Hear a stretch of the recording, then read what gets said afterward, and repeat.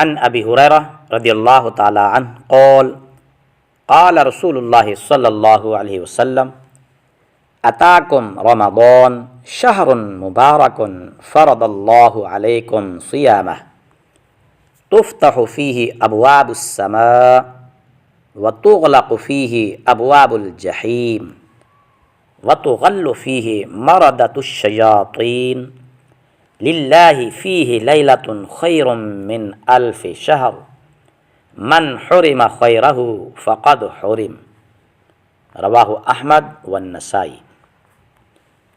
حضرت ابو ہریرہ رضی اللہ تعالی عنہ بیان کرتے ہیں، رسول اللہ صلی اللہ علیہ وآلہ وسلم نے فرمایا، ماہ مبارک رمضان شریف تمہارے پاس آیا ہے، اللہ نے اس کا روزہ تم پر فرض کیا ہے۔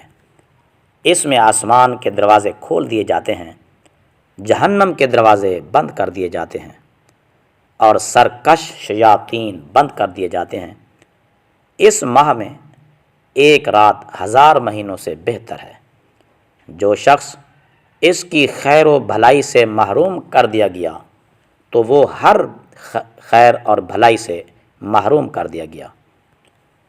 اس حدیث پاک کو امام احمد اور امام نسائی نے روایت کیا ہے۔